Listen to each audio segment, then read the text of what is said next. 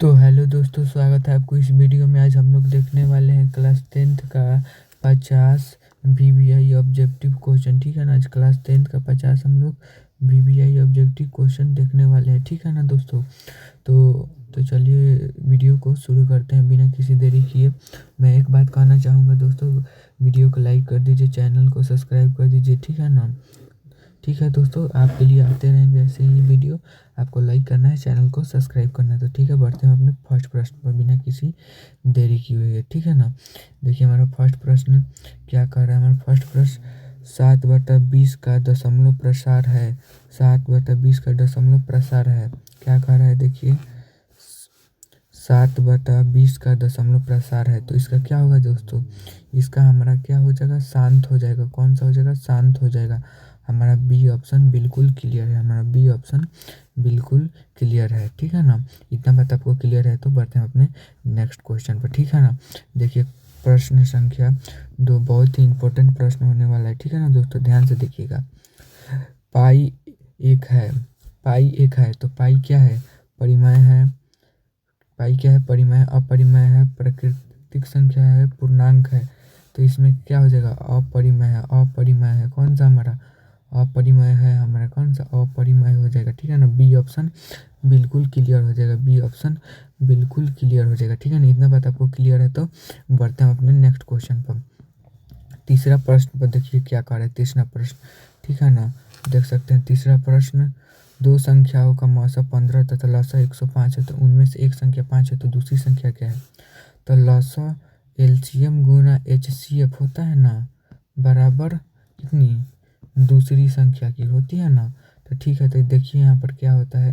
Solution हमको आपको दिखा देते हैं, थोड़ा इरेज कर। 15 गुना 105 कर लीजिए, उसको इसमें बाटा ले आइए। कितना, 5×3 = 15 हो जाएगा। 3×5 = 15 और यहाँ पर 1 हो जाएगा और 315 हो जाएगा। ठीक है ना दोस्तों। हमारा कौन सा जवाब हो जाएगा, हमारा कौन सा जवाब हो जाएगा, हमारा सी बिल्कुल क्लियर आंसर है। सी बिल्कुल क्लियर आंसर है। सी बिल्कुल क्लियर आंसर है। ठीक है ना। इतना बात आपको क्लियर है तो हम बढ़ते हैं अपने नेक्स्ट क्वेश्चन पर। तो वीडियो को लाइक नहीं किए हैं तो लाइक कर दीजिए। ठीक है ना दोस्तों, मेरे को दोबारा बोलना ना पड़े। ठीक है, मेरे को दोबारा बोलना ना पड़ा। ठीक है ना। ये क्वेश्चन देख सकते हैं, मेरे को भरोसा है आप लोग लाइक कर दिए होंगे अभी तक। ठीक है ना। निम्नलिखित में से कौन अपरिमेय संख्या है। तो अपरिमेय संख्या किसे कहते हैं, जिसे p/q के रूप में नहीं लिख सकते हैं। ये तो परिमेय है दोस्तों, ये तो परिमेय है। ये भी, ये देखते हैं इसको, ये भी परिमेय है, ये भी परिमेय, पर ये अपरिमेय है। ये अपरिमेय है, यानी हमारा बी बिल्कुल क्लियर हो जाएगा। हमारा बी बिल्कुल क्लियर, बी बिल्कुल सही आंसर है। ठीक है ना। इतना बात आपको क्लियर है तो बढ़ते हैं अपने नेक्स्ट क्वेश्चन पर। ठीक है ना। बढ़ते हैं अपने नेक्स्ट क्वेश्चन पर। देखिए प्रश्न संख्या 5 क्या कह रहा है, निम्नलिखित में से कौन द्विघात समीकरण है। तो देखिए, क्या x² प्लस √5 × x ये नहीं हो सकता। ठीक है ना, ये भी नहीं हो सकता। ठीक है ना। ये कौन हमसे पूछे, द्विघात बहुपद है, यानी ये भी नहीं हो सकता। नहीं दोस्तों, हमारा बी बिल्कुल क्लियर हो जाएगा। बी बिल्कुल क्लियर हो जाएगा। इतना बात आपको क्लियर होना चाहिए, बी बिल्कुल क्लियर हो जाएगा। ठीक है ना। बढ़ते हैं अपने नेक्स्ट क्वेश्चन, छठे प्रश्न पर। देख सकते हैं बहुत ही इंपॉर्टेंट प्रश्न होने वाला है। ठीक है ना। 188 220 का सरलतम रूप होगा। तो 188 और 220 को लिख लीजिए, काटिए। 2×9 = 18, 2×4 = 8, काटिए।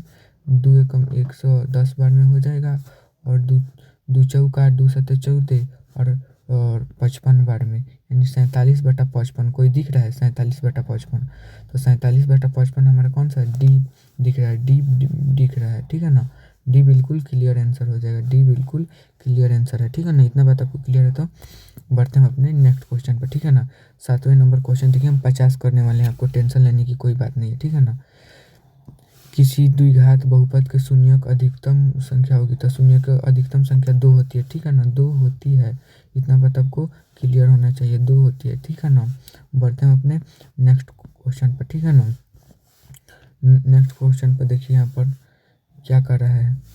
किसी पूर्णांक p के लिए विषम पूर्णांक है तो क्या होगा, 2p प्लस होगा, 2p होगा, p होगा, p+1। तो 5 लीजिए, 5 प्लस, अगर यहाँ पर 5 लेंगे तो 5 + 1 6 हो जाता है, यानी 2p लेंगे तो 10 11 6 दूनी 12 1 13, यानी कौन सा हो जाएगा हमारा, हमारा ए ऑप्शन बिल्कुल क्लियर हो जाए, क्योंकि यहाँ पर 6 लेंगे, 6 एग्जाम्पल लेंगे जैसे, तो 6 लेंगे तो 6 से 2 में गुना करेंगे, यहाँ पर दिया है तो 12 हो जाएगा, 1 प्लस तो 13 आ जाएगा, यानी यही विषम है।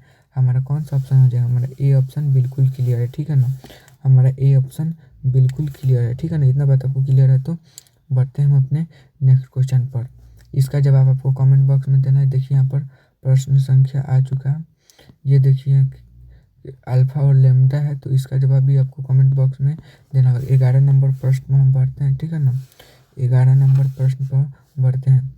दो रैखिक समीकरणों के आलेख समांतर रेखाएं तो रैखिक समीकरण की युग्म है, तो एक हल है, दो हल है, अनगिनत हल है या कोई हल नहीं, तो इसका कोई हल नहीं होगा, ठीक है ना, कोई हल, क्योंकि A1 किसमें होता है, A1/A2 बराबर है B1/B2 के, पर ना ही बराबर है C1/C2 के, ये ऐसा होता है, ठीक है ना, यानी डी ऑप्शन हो जाएगा, ठीक है ना, हमारा डी ऑप्शन हो जाएगा, ठीक है ना। इतना बात आपको क्लियर होना चाहिए। बढ़ते हैं अपने 12वां प्रश्न पर, ठीक है ना।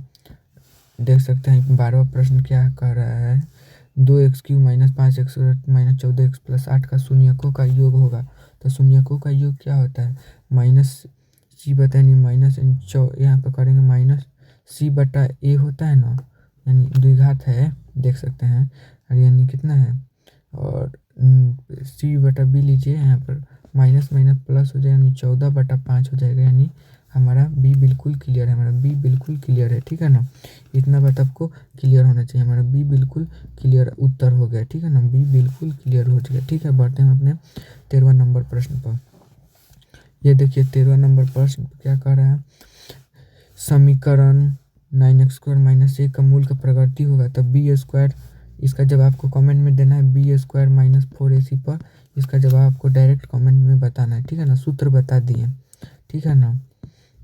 ये देखिए ये देखते हैं 15 नंबर प्रश्न क्या कर रहा है, बहुपद x² - 5 का शून्यक होगा, तो x² - 5 को 0 के बराबर रखेंगे ना, तो x² बराबर यहाँ पर √5 चढ़ जाएगा, रूट एगो +5 एगो -5 हो जाएगा, ठीक है ना, रूट के अंदर +5 या -5, यानी हमारा कौन सा हो जाएगा, बी विकल्प बिल्कुल सही हो गया, बी विकल्प बिल्कुल सही हो गया, ठीक है ना। इतना बात आपको क्लियर है तो बढ़ते हैं अपने नेक्स्ट क्वेश्चन पर।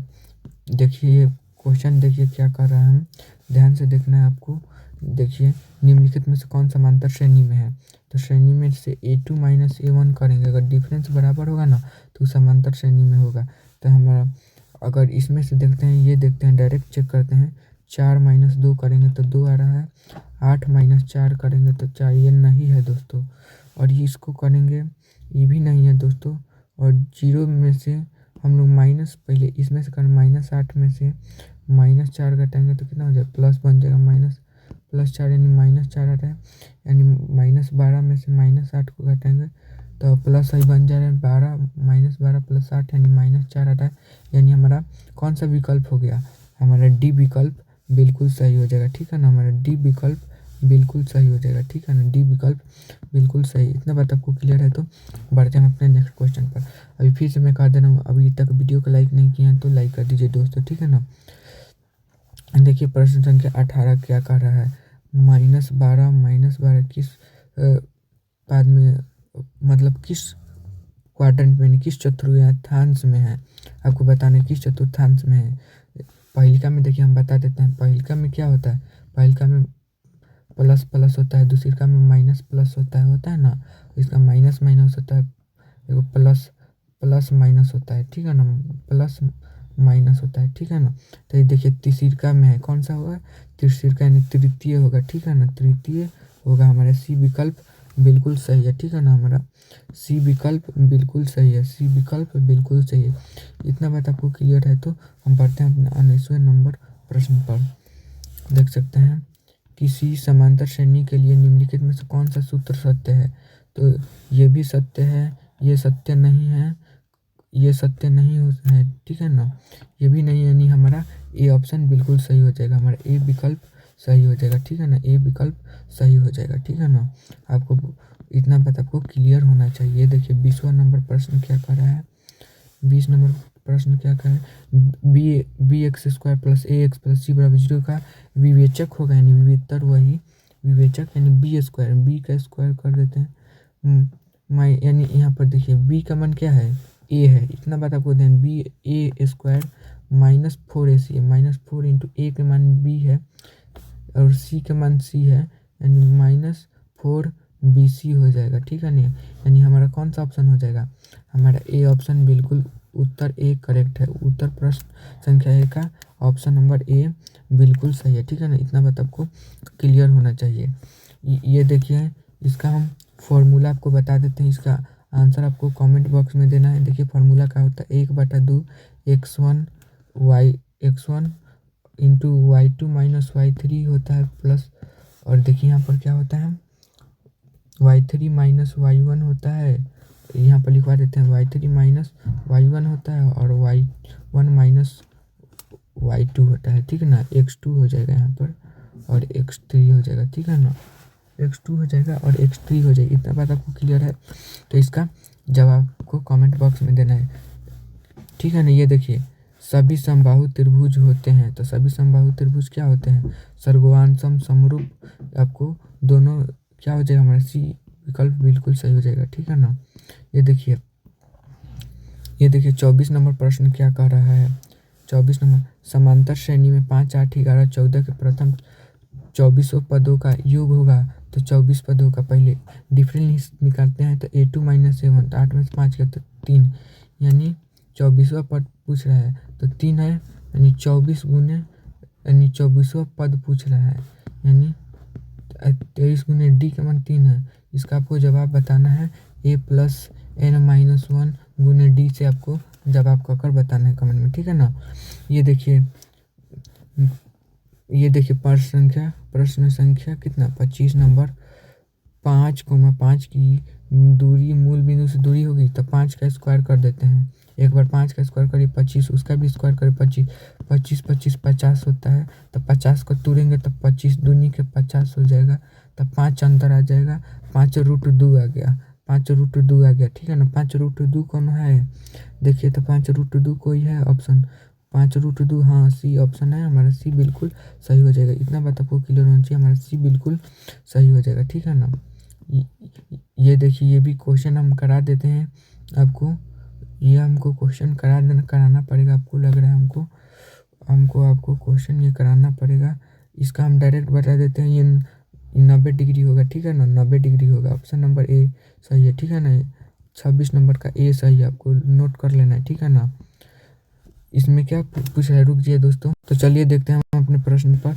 ये देखिए बिंदु की कोटि है, तो कोटि कौन है, ये होता है भुज, ये होता है, यानी भुज ये होता है, सॉरी, या कोटि ये होता है, यानी कोटि 10 हो जाएगा, यानी ऑप्शन नंबर हमारा बी बिल्कुल सही है, बी बिल्कुल सही है, इतना बात आपको क्लियर है। तो बढ़ते हैं हम अपने नेक्स्ट क्वेश्चन पर, ठीक है ना।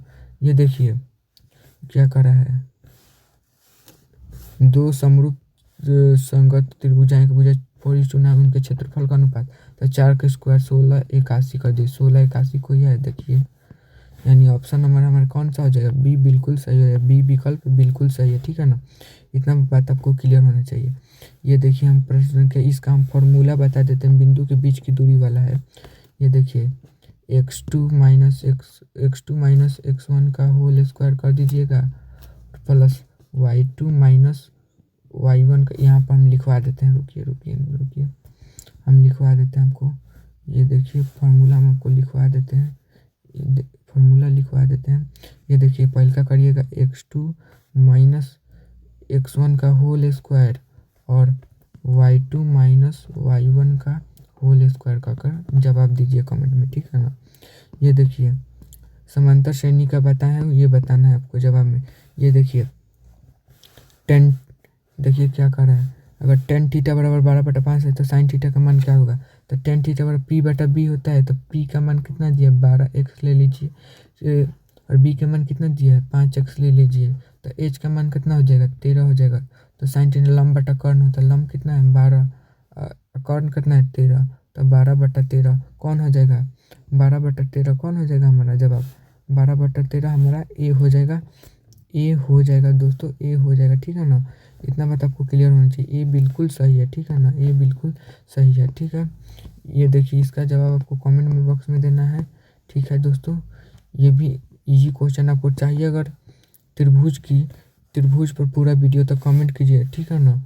दो वृत्तों का क्षेत्रफल का तुम पर 9:1 है तो उनकी त्रिज्याओं का अनुपात होगा। तो 9 का यहाँ पर रूट कर दीजिए, ठीक है ना।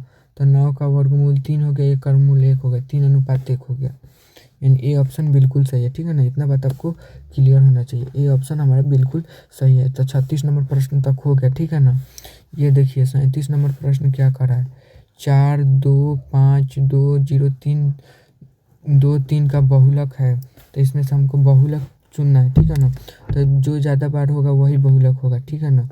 ये देखिए यहाँ पर 2 एक बार है, 2 एक बार है, फिर 2 एक बार है, ठीक है ना। यानी 2 ही हमारा बहुलक हो जाएगा, 2 ही हमारा बहुलक हो जाएगा, क्योंकि यही ज़्यादा बार है, ठीक है ना। इतना बात आपको क्लियर करना चाहिए। ये देखिए बढ़िया प्रश्न आ चुका है, ठीक है ना। बहुत मस्त प्रश्न है, ठीक है ना। यदि घनाभ की लंबाई और चौड़ाई ऊंचाई 12 15 12 तथा 4.5 है तो इसका आयतन क्या होगा। तो 15 गुने 12 करेंगे, LBH होता है, लंबाई गुने चौड़ाई होता है गुने ऊंचाई। तो 15 गुने 12 करेंगे 180, 180 गुने 4.5 करेंगे, 0 हटाएंगे तो 8 5 40 की 0, यानी हमारे कौन सा हो जाएगा। 18 गुने 45 करिएगा तो कितना आ जाएगा, 810 आ जाएगा, ठीक है ना। 810 आ जाएगा, जो कि कौन सा ऑप्शन में 810 है। ये देखिए बी ऑप्शन, बी विकल्प में है, बी विकल्प हमारा बिल्कुल सही हो जाएगा, ठीक है ना। इतना बात आपको क्लियर होना चाहिए। देखिए यहाँ पर क्या कर रहा है, देखिए क्या कर रहा है। देखिए हमारा प्रश्न संख्या थीटा वाले त्रिभुज त्रिज्यखंड का क्षेत्रफल होगा तो पाई आर स्क्वायर बटे थीटा बटे 360। तो थीटा बटे 360 इधर लीजिए, क्या दिक्कत है। थीटा बटे 360 और पाई आर स्क्वायर, ठीक है ना। पाई आर स्क्वायर दिया है और यहाँ पर काट दिया है 180, पाई का मान होता है, यानी हमारा ए विकल्प सही हो जाएगा, ठीक है ना। ए विकल्प सही हो जाएगा, ठीक है ना। ये देखिए इसका, देखिए 41 नंबर प्रश्न क्या कर रहा है। ये वर्ग अंतराल पूछ रहा है। वर्ग अंतराल 110 और 130 का क्या होगा। तो वर्ग अंतराल क्या होता है, वर्ग अंतराल आपको बता देते हैं हम। वर्ग अंतराल क्या होता है, अगर दिया है ए दिया है बी दिया है, मान के चलिए ए हो गया बी, दोनों को जोड़ कर 2 से भाग कर दीजिए। तो 110 प्लस 130 का भाग कर दीजिए 2 से। तो 110 प्लस 130 कितना हो जाएगा, तो कितना 200, 240 हो गया। यहाँ पर 2 से भाग करेंगे तो कितना आ जाएगा, 1 2 2 निकल 4, 120 आ जाएगा। 120 कोई है, 120 कोई है, 120 हो कोई है दोस्तों, यानी डी ऑप्शन हमारा डी विकल्प सही हो जाएगा, ठीक है ना। कोई प्रॉब्लम आ रहा होता है तो माफ़ी चाहते हैं, ठीक है ना। डी विकल्प बिल्कुल सही है, ठीक है ना। ये देखिए 42 नंबर प्रश्न, टेन 57 डिग्री और कॉट 33 डिग्री का मान होगा तो इसका हमेशा एक आंसर होता है, ठीक है ना। और ये ऑप्शन बिल्कुल क्लियर है, ठीक है ना। ये ऑप्शन बिल्कुल क्लियर है। ये देखिए प्रश्न संख्या, ये देखिए एक पासे को फेंकने पर एक सम संख्या आने की प्रवृत्ति होगी। तो एक पासे फेंकते हैं 1 2 3 4 5 6, यानी सम संख्या जो 2 से कट जाए, यानी कुल परिणाम 6 है। 2 1 2 सम संख्या है, 1 2 सम संख्या है और 4 है, 1 6 है, यानी 3 सम संख्या है। कुल 3 एकम 3 3 दूनी 6, यानी 1/2, यानी हमारा कौन सा हो जाएगा, बी विकल्प सही हो जाएगा, ठीक है ना। बी विकल्प सही हो जाएगा। इतना बात आपको क्लियर है। तो ये देखिए इसका हम करा देते हैं, APB का मान बता देते हैं। इसका 157.5 हो जाएगा, ठीक है ना। ये देखिए 46 नंबर क्वेश्चन, ये देखिए किसी निश्चित घटना की प्रवृत्ति होती है। तो अगर निश्चित घटना मतलब आज सूर्य उदय होगा तो आज सूर्य उदय होगा, सूरज प्रकाश देता है तो ये सच निश्चित है, यानी निश्चित घटना का प्रवृत्ति कितना हमेशा 1 का बराबर होता है, ठीक है ना। यानी हमारा डी विकल्प सही हो जाएगा, डी विकल्प सही हो जाएगा, 1 के बराबर होता है। कॉस 30 डिग्री का मान बताना है आपको, तो साइन 30 डिग्री का मान के बराबर हो जाता है, ठीक है ना। साइन 30 डिग्री का मान के बराबर हो जाता है। इतना बात आपको ध्यान रखना होगा, इतना बात आपको ध्यान रखना होगा, ठीक है ना। इतना बात आपको क्लियर है। तो चलते हैं हम अपने अच्छे प्रश्न पर। इसका एक आंसर हो जाएगा, लगा लीजिए, ठीक है ना। इतना बात आपको क्लियर होना चाहिए। 50 नंबर प्रश्न देखते हैं। 2 प्रतिच्छेदी वृत्तों की उभयनिष्ठ स्पर्श रेखाओं की संख्या होगी। अगर 2 प्रतिच्छेदी वृत्त की उभयनिष्ठ, एक मान के चलिए वृत्त है और प्रतिच्छेदी रेखा वाला, मान के चलिए प्रतिच्छेदी रेखा वाला इसमें जा रहा है, यहाँ पर स्पर्श रेखा, अच्छा स्पर्श रेखा के बाद तो यहाँ से स्पर्श रेखा जा रहा है, देखिए टच कर इधर भी स्पर्श रेखा खींच सकते हैं, इधर भी खींच सकते हैं, इधर भी खींच सकते हैं, मान लीजिए थोड़ा एडजस्ट कर लीजिए, इधर भी खींच सकते हैं, इधर भी खींच, इधर भी, इधर भी, इधर भी, इधर भी, इधर भी, इधर भी, इधर भी, इधर भी, इधर भी, इधर भी, यानी अनंत खींच सकते हैं, ठीक ना, अनगिनत, कितना अनगिनत, ठीक है दोस्तों, अनगिनत खींच सकते हैं, ठीक है ना, कितना अनगिनत खींच सकते हैं, ठीक है दोस्तों, ठीक है ना दोस्तों, कितना खींच सकते हैं, अनगिनत, कितना अनगिनत खींच सकते हैं, डी विकल्प हमारा बिल्कुल सही हो जाएगा, ठीक है ना। ठीक है दोस्तों, तो मैंने 50 प्रश्न करा दिया, ठीक है ना, मैंने 50 में 50 करा दिया और कुछ होमवर्क दिए हैं। अगर आपको कोई प्रश्न में दिक्कत है तो कमेंट कीजिए, ठीक है ना दोस्तों, अगर कोई प्रश्न में भी दिक्कत आ रहा है तो आपको कमेंट में बताना होगा कि किस प्रश्न में दिक्कत आ रहा है और कौन सा प्रश्न है उसका मेंशन करिए, ठीक है ना, और चैनल को सब्सक्राइब करिए, ठीक है ना, चैनल को सब्सक्राइब लाइक दोनों कर दीजिए, ठीक है ना, क्योंकि आपके पास नोटिफिकेशन जाएगा 17 फरवरी का पेपर आपके पास, 18 फरवरी का ना, मैं सुबह में ऑब्जेक्टिव डालूंगा, जो आएगा एकदम वही जाएगा, एकदम एकदम सेम टू सेम रहेगा, ठीक है ना, आपको देख लेना है, ठीक है ना, केवल वैल्यू चेंज हो सकता है पर क्वेश्चन वही रहेगा, ठीक है ना, आपको देख लेना है 18 फरवरी की, इसीलिए आप वीडियो को लाइक कीजिए और चैनल को सब्सक्राइब करिएगा, तभी ना नोटिफिकेशन आपके पास आएगा। तो ठीक है दोस्तों, आज के लिए इतना ही, मिलते हैं अगले वीडियो में, ठीक है ना, इतना मिलते हैं अपने अगले वीडियो में, ठीक है दोस्तों। चलिए, अगर कोई भी दिक्कत परेशानी आ रही हो तो बताइएगा, ठीक है ना, कोई भी दिक्कत परेशानी आ रही है तो बताना है आपको, घबराना नहीं है, ठीक है ना। एग्ज़ाम में अगर आपको एग्ज़ाम के बारे में स्ट्रेटेजी चाहिए तो कमेंट कीजिए, एग्ज़ाम के बारे में स्ट्रेटेजी चाहिए तो कमेंट कीजिए, ठीक है ना। मैं एग्ज़ाम के बारे में पूरा बताऊंगा कि क्या क्या लेकर जाना है, अगर चाहिए तो बोल दीजिएगा, ठीक है ना, अगर चाहिए तो बोल दीजिएगा, ठीक है दोस्तों, मिलते हैं अगले वीडियो में।